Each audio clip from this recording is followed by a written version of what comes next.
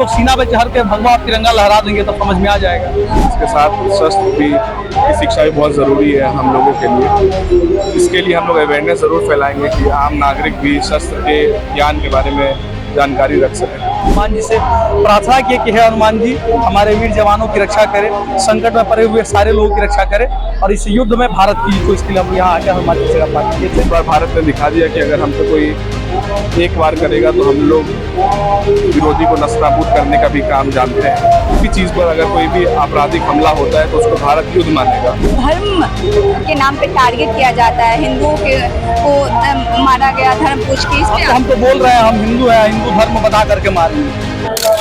नमस्कार, आप देख रहे हैं वक्त की आवाज़ इंडिया। मैं हूं आपके साथ खुशी गोस्वामी। अभी मेरी मौजूदगी है पटना जंक्शन के हनुमान मंदिर में और यहाँ पे हिंदू संगठन के लोग युवा मौजूद हैं और उनके हाथों में आपको दिखेगा जय श्री राम का झंडा।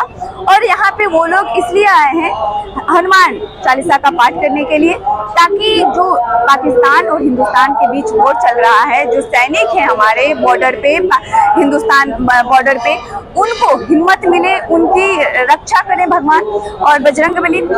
उनके लिए प्रार्थना करने के लिए यहाँ पे वो लोग एकजुट हुए हैं और हम उनसे बात भी करेंगे। और इस मंदिर के संयोजक जो हैं वो भी यहाँ पे मौजूद है, हम उनसे भी बात करेंगे और जानने की कोशिश करेंगे वो क्या कुछ सोचते हैं, क्या कुछ कहेंगे।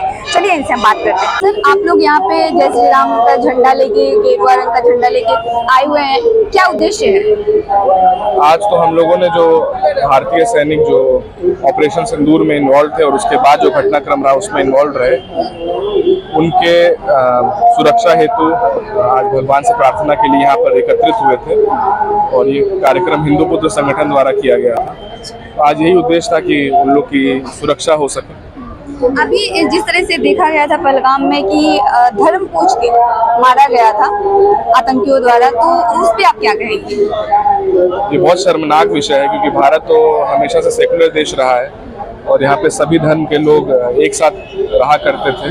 लेकिन कुछ दिनों से जो माहौल बना है देश में, जिस प्रकार से जो डिवीजन आया है सोसाइटी में, तो बस यही आशा है कि हम लोग एक भाईचारे में रहें और आगे से ऐसा कोई कार्य ना हो पाए। जो अभी युद्ध चल रहा है पाकिस्तान और हिंदुस्तान में, इस पे आप क्या कहेंगे? आज तो युद्ध विराम हो गया, 5 बजे घोषणा हो गई, मध्यस्थता के बाद युद्ध विराम हो गया।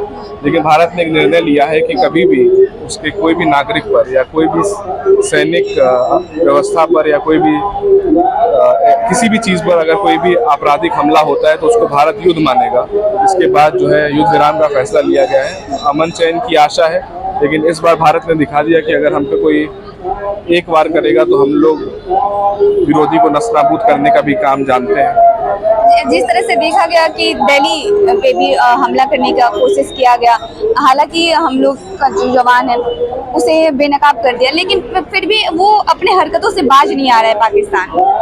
तो जब 1947 में भारत और पाकिस्तान जब दोनों बना था तब से पाकिस्तान का यही रवैया रहा है। लेकिन इस बार ऑपरेशन सिंदूर के द्वारा जो उसके कमर को तोड़ने का काम किया गया, 4 एयरबेस उसके नस्तानाबूद कर दिए गए। तो मेरा मानना है कि अब वो लोग औकात में रहेंगे और आगे से ऐसी कोई कायराना हरकत नहीं करेंगे, क्योंकि कटोरा लेकर भीख मांगना पड़ता है उनको। इतना एयरपोर्ट बनाने का तक का पैसा नहीं, खाने तक का पैसा नहीं वहाँ के नागरिकों को। तो ऐसे में अब उन लोग को अपनी हरकतों से बाज आना चाहिए, नहीं तो वहाँ की जनता उन लोग को तख्ता पलट कर देगी। एक बलूचिस्तान जो सबसे बड़ा हिस्सा है पाकिस्तान का, वहाँ के लोग भी अब पाकिस्तान की सरकार पर भरोसा नहीं दिखाते हैं। तो अगर ऐसा रहा तो पाकिस्तान 4 भाग में बट जाएगा, जैसा कि हम लोग सब जानते ही हैं। तो मुझे लगता है कि अब वो लोग अपने लिमिट्स में ही रहेंगे। सर, ऐसा नहीं लगता है कि और थोड़ा सा सख्त होना पड़ेगा पाकिस्तान को लेके, नरेंद्र मोदी को, हमारे देश को? इस बार तो बहुत सख्ती से उन्होंने किया है। आप देखिए क्या गोपनीय रूप से वो लोग क्या बात कर रहे होंगे, इसमें मुझे बहुत जानकारी नहीं है कि ये रक्षा और विदेश मंत्रालय का विषय है। लेकिन मुझे पूरी उम्मीद है कि जिस प्रकार मोदी जी ने इस बार ऑपरेशन सिंदूर करके हमारी जो महिलाओं जो विधवा हो गई उनका बदला लिया, आगे भी अगर ऐसा कुछ होता है तो मोदी जी हमेशा भारत के साथ खड़े रहेंगे, भारत की प्रभुता और अखंडता को बचाने में निर्णायक भूमिका निभाएंगे। खासकर जो हिंदुओं के साथ सिर्फ टारगेट करके किया जाता है, उसके लिए क्या कुछ कहेंगे आप? हिंदुओं को जो इस बार टारगेट किया गया, तो इस बार वही है कि हम लोग को अपने शिक्षा के साथ हम शास्त्र का भी शिक्षा जो है हम लोग को लेना चाहिए, क्योंकि जो जो आरएसएस हमेशा से बताता रहा है कि शास्त्र के साथ शस्त्र भी की शिक्षा भी बहुत ज़रूरी है हम लोगों के लिए। इसके लिए हम लोग अवेयरनेस ज़रूर फैलाएंगे कि आम नागरिक भी शस्त्र के ज्ञान के बारे में जानकारी रख सकें।